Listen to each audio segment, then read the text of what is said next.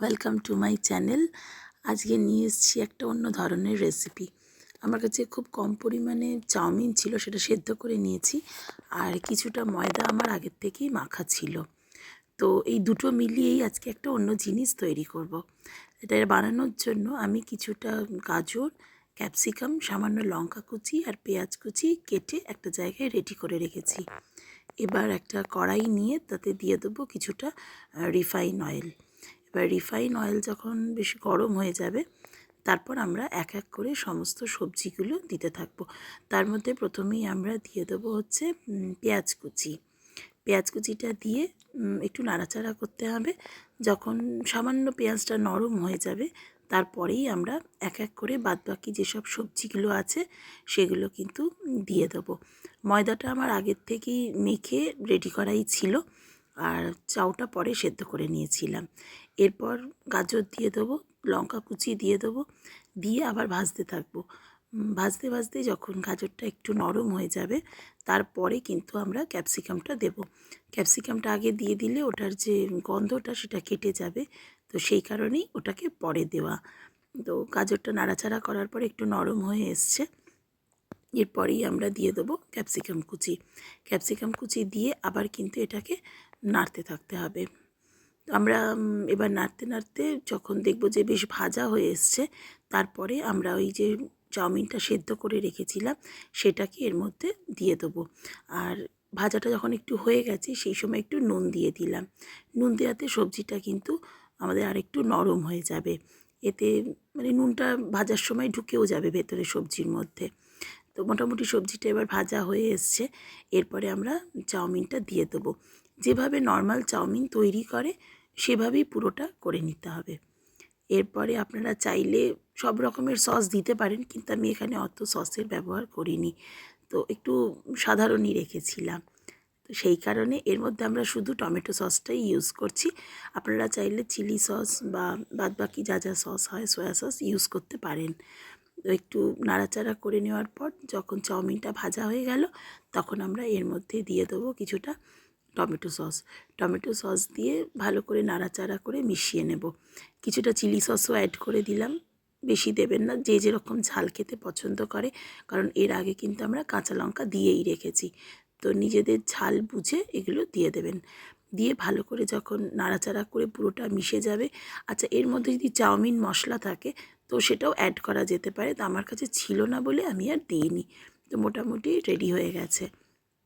এবার একটা তাওয়া গরম করতে বসিয়ে দিলাম, আর এই ময়দাটাকে বেলে নিয়ে তাওয়ার মধ্যে দিয়ে দিলাম। চেষ্টা করবেন গোল করে বেলার। আমারটা কিন্তু ভারতের ম্যাপ হয়ে গেছে, এটা একদম একা বেঁকা হয়ে গিয়ে আমি আর গোল করে উঠতে পারিনি। তো যাই হোক, এটা গোল হলে দেখতে সুন্দর লাগবে। এবার এপিট ওপিট গরম তাওয়াতে সেঁকে নিতে হবে। সেঁকে নেওয়ার পরে আরেকটা জায়গায় কিন্তু আমরা একটা ডিমকে ফেটিয়ে সামান্য নুন গোলমরিচ দিয়ে একখানা মানে গোলা তৈরি করে রেখে দেবো। অমলেট করে যেরকম সেই রকমভাবে, শুধু পেঁয়াজ দিতে হবে না। এবার ওই গরম তাওয়াতে কিছুটা রিফাইন অয়েল দিয়ে দেবো, দিয়ে ভালো করে তেলটাকে তাওয়াতে মিশিয়ে গরম করে দেবো। বেশি দিতে হবে না, সামান্য দিলেই হয়ে যাবে। এবার ওই যে ডিমটাকে আমরা নুন আর গোলমরিচ দিয়ে ফেটিয়ে রেখেছিলাম, সেইটাকে তাওয়ার মধ্যে দিয়ে দেবো। যেরকম আমরা এগরোল বানানোর সময় বানাই, ঠিক সেরকম প্রসেসেই করতে হবে। এবারে ডিমটাকেও ভালো করে ছড়িয়ে দিতে হবে। এটাও আমার মোটামুটি ইন্ডিয়ার ম্যাপের মতনই হয়ে গেছে, গোল হলো না। তো যাই হোক, এইসবভাবেই ব্যাপারটাকে এগিয়ে নিয়ে যাচ্ছি। এটা একটুখানি ওপরের পাটটা নরম থাকতে থাকতে ওই যে তাওয়ায় রুটিটা সেঁকে রেখেছিলাম সেটাকে দিয়ে দেবো। দিয়ে বেশ একটা পিঠ যখন ভাজা ভাজা হয়ে তাওয়া থেকে ছাড়বে, তখন আবার এটাকে উল্টে ওটার আর একটা যে সাইড আছে সেটাকেও কিন্তু ভালো করে তেলে ভেজে নিতে হবে। আর এক্সেস তেল দেওয়ার দরকার নেই, ওই তেল যে আছে তাওয়ার মধ্যে ওতেই কিন্তু হয়ে যাবে। এক্সেস যে ডিমগুলো বাইরে বেরিয়ে গেছিলো ওগুলোকে কেটে আবার ভেতরেই দিয়ে দিলাম। এরপরে যখন দুটো পিঠই হয়ে যাবে তখন গ্যাস বন্ধ করে দিতে হবে। এবার একটা থালাতে ওটাকে আমরা নামিয়ে নেব। এবার আমাদের যে চাউমিনটা একদম আগেই রেডি করা ছিল, সেটাকে আমরা ভেতরে স্টাফিংয়ের মতন দিয়ে দেবো।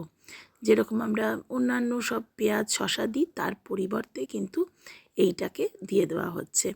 দিয়ে ঠিক যেভাবে আমরা এগ রোলকে রোল করি ঠিক সেরকমই করে দিতে হবে। তো আগে চাউমিনটাকে দিয়ে একটু বেশ জায়গা মতন করে মাঝখানে করে নিতে হবে। নিয়ে এর ওপরে আমরা কি করব, যে স্লাইস চিজগুলো হয় ওই স্লাইস চিজগুলোকে পাতলা করে মাঝখান থেকে কেটে নিয়ে এটার ওপরে গরম অবস্থাতেই দিয়ে দিতে হবে, তাহলে চিজটা একটু ভেতরে নরম হয়ে যাবে।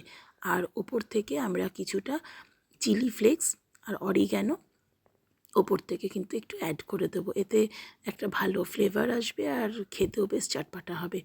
এরপর কিছুই নয়, যেরকম একটা রোলকে রোল করা হয় ঠিক সেরকমভাবেই আমরা জাস্ট গরম অবস্থাতেই ফোল্ড করে রোল করে দেবো।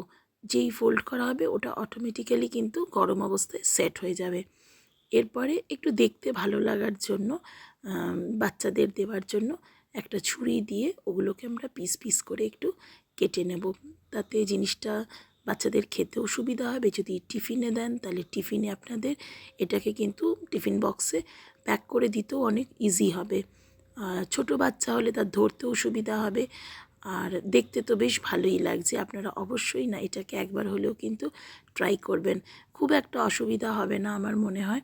খুব ইজি একটা রেসিপি, আর খেতে কিন্তু আমাদের বেশ ভালো লেগেছিল। আপনারা ট্রাই করে কমেন্ট করে জানাবেন আপনাদের কেমন লাগলো।